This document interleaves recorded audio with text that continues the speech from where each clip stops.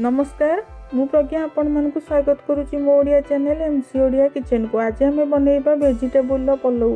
मुझे घरे बनई भल लगी मुझे वीडियोटी को आपण मान सहित शेयर करी नउची। मु केमती बनई आपण माने जानिबा पई यहां फुल वॉच करंतु। आशा करिबे आज रेसिपीटा आपण मानक निश्चित रूप से भल लागिबो।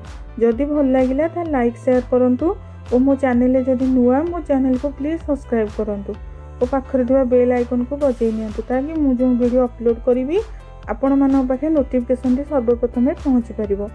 चलतु एबे मु ये रेसिपीटी को घरे केमती बनई देखि नबा और ये रेसिपी कौन सब जिनस मु नेइथिली सेति ए वीडियोटी को चलतु स्टार्ट करि नबा। जदि आपण मानकु मोर आजिर एही रेसिपी भल लागिला केमिति लागिला आपण माने कमेंट करके निश्चित जणाइबे।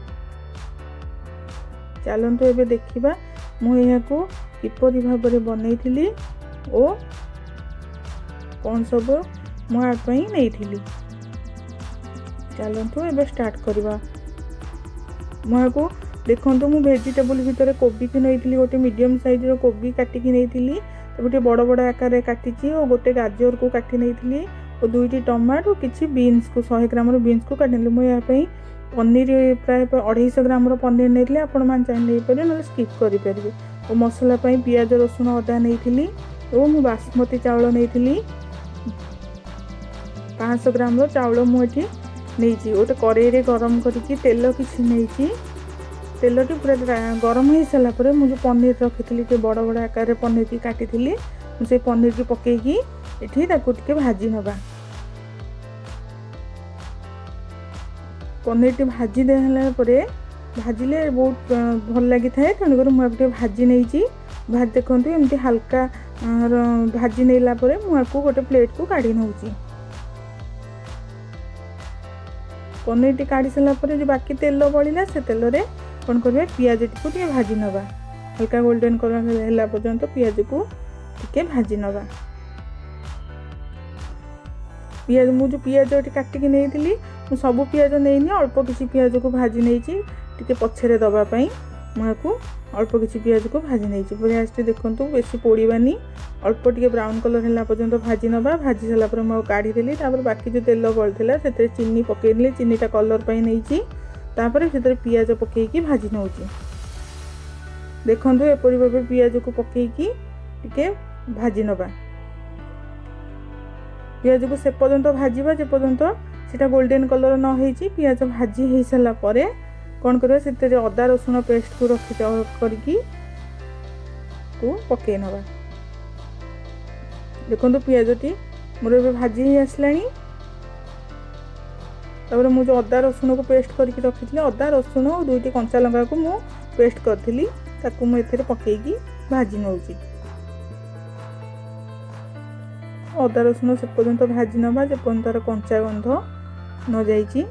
देखो ये पियाज अदा रसुण टी भल भाव मिसई नवा टिके पानी देकी एमती टिके पर्यंत कषि नवा। गोटा मसला रे मुझे डालचीनी अलैच गुजराती स्टार फूल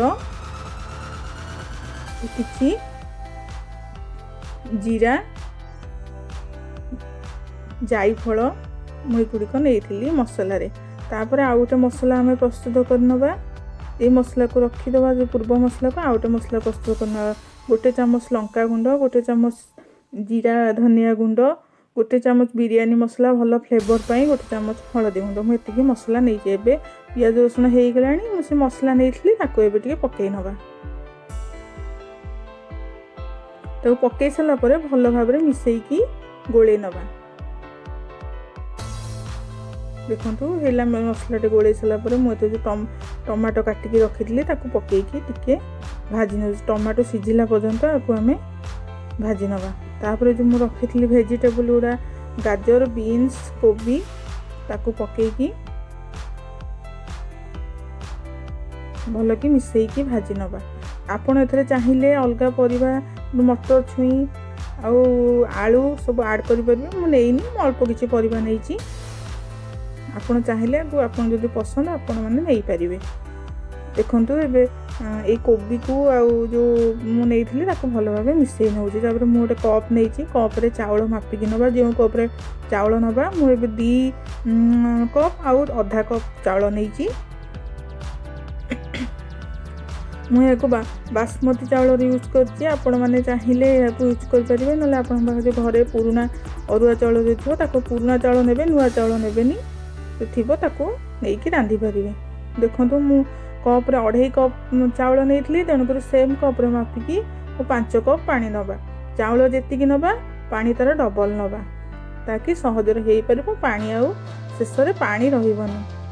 ତେଣୁ 3 କପ୍ ମୁଁ ପାଣି ନେଇଥିଲି, ପୁଣି ଆଉ ଗୋଟେ କପ୍ ନେଲି, 4 କପ୍। ଏବେ 5 କପ୍ ସମ୍ପୂର୍ଣ୍ଣ ରୂପରେ ହେଇଗଲା ପକେଇକି। ତାପରେ ଲାଷ୍ଟକୁ ସ୍ୱାଦ ଅନୁସାରେ ଲୁଣ ପକେଇକି ନେବା। ଲୁଣ ପକାଇ ସାରିଲା ପରେ ମୁଁ ଯେଉଁ ମସଲା ରଖିଥିଲି ତାକୁ ଭଲସେ ଗ୍ରାଇଣ୍ଡିଙ୍ଗ କରିନେଇଥିଲି, ତାକୁ ଏବେ ଉପରେ ପକାଇ ଦେଉଛି। ମସଲାଟା ପକାଇଥିଲେ ଭଲ ଭାବରେ ଫ୍ଲେଭର ଆସିଥାଏ। ଏବେ ଦେଖନ୍ତୁ ଆମର 80% ଖଣ୍ଡେ ହେଇଗଲାଣି, ଭାତ କୁକ୍ ହେଇଗଲାଣି। ଏବେ ତାକୁ ଗୋଳେଇ ନେବା ଟିକେ। ବେଶୀ ଆପଣମାନେ ଗୋଳେଇବେନି, କାରଣ ଚାଉଳ ଭାଙ୍ଗି ଯିବାର ସମ୍ଭାବନା ଥାଏ, ତ ଗୋଟା ଗୋଟା ରହିବନି। ଅଳ୍ପ ଟିକେ ହାଲକା ହାଲକା ମିଶାଇ ନେବେ। ତାପରେ ଏବେ ସେଥିରେ ମୁଁ ଯେଉଁ ପନିର ଛାଣିକି ରଖିଥିଲି ଦେଇଦେବା, ଆଉ ଯେଉଁ ପିଆଜ ଯେଉଁ ମୁଁ ରଖିଥିଲି ତାକୁ ଏଥିରେ ଦେଇଦେବା। ଯେହେତୁ ଆମେ ସେମିତି ରଖିବା, ଆକୁ ଗୋଳେଇବାନି, ଗୋଳେଇଲେ ସେ କ'ଣ ହେବ ନା ଭାଙ୍ଗିଯିବ। ତାପରେ ମୁଁ କାଜୁ ରଖିଥିଲି କିଛି ଭାଜିକି, ତାକୁ ଏଥିରେ ଦେଇ ନେଉଛି। ତାପରେ କିଛି ସମୟ ପର୍ଯ୍ୟନ୍ତ ଏମିତି ଛାଡ଼ିଦେବା। ଦେଖନ୍ତୁ ଆପଣମାନେ ଥଣ୍ଡା ହେଇଗଲା ପରେ, ଆପଣମାନେ ଟିକେ ଥଣ୍ଡା ହେଲା ପରେ ଗୋଳେଇବେ। ଗରମରେ ଗୋଳେଇଲେ ସେ ଚାଉଳ ଗୁଡ଼ା କାଳେ ଭାଙ୍ଗିଯିବ, କିନ୍ତୁ ଭଲ ଲାଗିବନି। ଥଣ୍ଡା ହେଇଗଲା ପରେ ଗୋଳେଇବେ। ଏବେ ଦେଖନ୍ତୁ ସମ୍ପୂର୍ଣ୍ଣ ରୂପେ ପ୍ରସ୍ତୁତ ହୋଇଯାଇଛି ଆମର ଭେଜିଟେବୁଲର ପଲଉ। ଏହାକୁ ଆପଣ ଘରେ ନିଶ୍ଚିନ୍ତ ରୂପରେ ବନାନ୍ତୁ। ଦେଖନ୍ତୁ, ଦେଖିବେ ନିଶ୍ଚିନ୍ତ। ମୁଁ ଅଳ୍ପ କିଛି ପରିବା ନେଇଛି, ଆପଣ ଚାହିଁଲେ ଅଧିକ ପରିବା ଆଡ଼୍ କରିପାରିବେ, ନହେଲେ ଅଳ୍ପ ପରିବାରେ ନେଇକି କରିପାରିବେ। ଘରେ ବନାନ୍ତୁ, ଭଲ ଲାଗେ।